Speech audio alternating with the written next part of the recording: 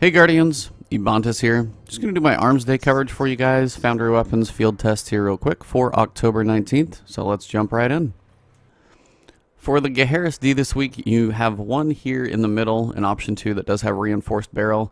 You give up stability on a high impact hand cannon. That's usually going to be okay because most people for PvP want range.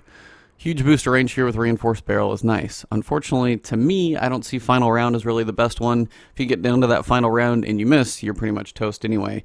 I'd rather see something like rangefinder here, spray and play, maybe outlaw, even Zen moment. Personally is going to have more benefit, but I know some people may disagree with that one. And over here on surrounded, again, this perk tree is not great, but you could see something like Army of One, crowd control, hot swap, triple tap. I still think those would probably outweigh surrounded. So while it's okay for the for the reinforced barrel boost, I still think something like a rangefinder and outlaw would make this thing a lot better, probably in the PvP category. But over here on the other side, you've got this one, which is definitely not for PvP, but you've got oiled frame, which is going to be faster reload speed. Feeding Frenzy, kills with this weapon increase reload speed as well. And then crowd control, so you get bonus damage after a kill. So you kill something, you'll have bonus damage, you can reload quickly, and you've got good sights to pick from. This is actually a pretty decent one to be able to use in PvE. You're not going to be shooting stuff from across the map, but if you're like mowing down guys that keep coming to you, you can probably one-shot quite a few of them, especially things like Shanks in the raid. This thing might be pretty effective for that. I just don't know what the range drop-off is going to be like, but it definitely would be one to consider testing out. If you still have a PDX 45, I think we've got a pretty decent option here. Stability on this gun's already rather high. The fact that we've got rifled barrel to boost the range, reload speed I'm not worried about. You've got counterbalance to make the recoil quite controllable. And then you've got hammer forge to give yourself more boost to range. So this one doesn't have any boost to stability outside of counterbalance, but this is going to make the recoil extremely stable. And you've got a double boost to range, going to have good range, manageable pulses, and you've got the 28 sights on top of that. I would pick this one up. I think this is one worth picking up if you don't have it, because my other one that I've got is going to be like fitted stock. I think it's got counterbalance and then rifled barrel, so it's kind of your difference of do you want extra range or do you want a little bit of stability. But I think from what we can see here, this one's probably going to be pretty good. So the one that I have, has rangefinder here and then fitted stock. So again, range here as opposed to stability, and stability here instead of range. So again, both pretty good options, but I think with counterbalance, those are going to be very controllable shots, and the booster range for especially things like PvP, you're going to enjoy it paired with probably the best sight for Suros. So nice PDX week, I think. For the DIS 43, I think option 2 is definitely going to be your best. If you're looking for one that's got like full auto, spray and play, kind of a PvE god roll, it's not your week for that one, but this one for PvP is actually not too shabby. You've got rangefinder on these other two, and as it's a scout rifle, that's kind of a throwaway perk. This one, though, actually has some nice perks on it. You've got injection mold, so you've got a boost to stability, giving up some range, which again isn't that big of a deal. Then you've got unflinching, so easier to aim under fire, which is always nice, and perfect balance. So a double stability boost. Your stability is almost going to be higher than your range on something you can fire quickly, consistently, and under fire and get your shots where you want it. Pair it with the 26 sights, while not quite as good as the 28, still a pretty solid sight. But the fact you've got double stability boost and unflinching, I think this one's going to be a reasonable one to go with, say, in PvP, you know, maybe longer range maps and engagements. You definitely don't want to try and take on anybody up close. I mean, you're still going to be able to get your shots on them, but somebody with a last word's going to outshoot you every time. But farther away in, you know, medium to long scout rifle range, like short sniper rifle range, things like that, this will do rather well, I think. So consider option 2 for the DIS 43.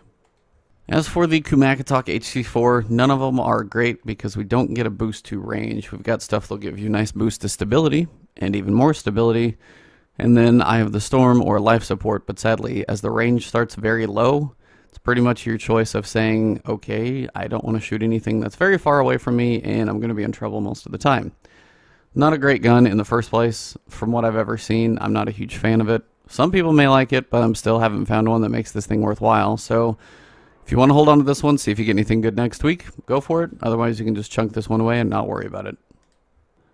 As for the Herja-D, none of these are amazing. You've got pretty solid stability. It's pretty much almost in the same place as the PDX 45, which I love that gun, just the way it feels and shoots. You've got glass half full and rodeo on this one, so while the stability and boosted damage is okay, a little bit of stability here as well, and here you need that booster range to really make this thing viable. So again, unfortunately my advice, hold on to this one and see if you want to get something next week, or if you want to, pick this one up that I've got here on number 2, buy another package for next week, and then you'll probably be okay, just because this one will be a test, a throwaway, marks, whatever you want to do with it, and then you can see if we get something better next week. So option 2, if you want to pick something up, so you can just move it out of your inventory, that way you can pick up the new one for next week. As for the Strongbow, the last one here we've got to look at, you've got rifled barrel, which is not a bad thing because you always want range, but this is really not going to be your PvP competitive shotgun. Party crashers, matadors, there's quite a few things that are going to outshoot this when it comes to PvP. As for PvE, there definitely are some uses for shotguns when it comes to, you know, taking down captains, things like that up close and personal. So, trying to get something that's actually going to reload quickly, have damage quickly, this is not a bad one because you'll have a decent amount of shots over a decent amount of time, and reload speed can be managed as well. So you've got Feeding Frenzy, so if you kill something, reload speed's going to be faster. Final round, if you get down to it, is definitely going to do more damage, and hopefully with that kill, you'll get faster reload speed. And then over here, you can either go stability or range. Either one's not a bad option, and obviously for these two, it's kind of up to you, but probably leave it on smooth ballistics. But just these two paired together with some range on it, not a bad little shotgun to have in PvE. You could potentially do better than this one. If you got something like spray and play, final round might be okay, and then something to even increase reload speed more.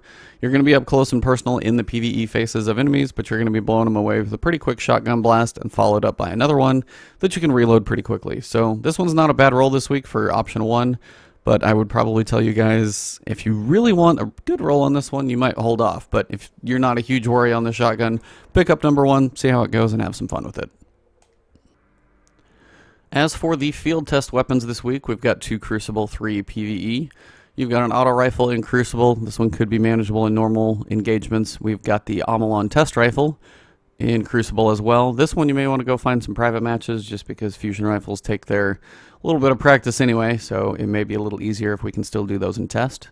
Then here we've got a hand cannon, make double kills. Just probably go to the We've Woken the Hive mission. You can shoot them back to back. They're going to go down pretty quickly. Then we've got another test hand cannon for Omelon, make precision shots. You can do this one in the same place right after it. And then here we've got the Suros TSP-10. So use it against Vex targets. So if you just want to go to Patrol Venus, head to the Citadel, or anywhere past, I'll just usually tell you the Citadel because it's got a decent rotation to it, and you can run around and take out the people pretty quickly. So these 3, I mean, you can do these all on Vex if you want to. Precision shots, double kills.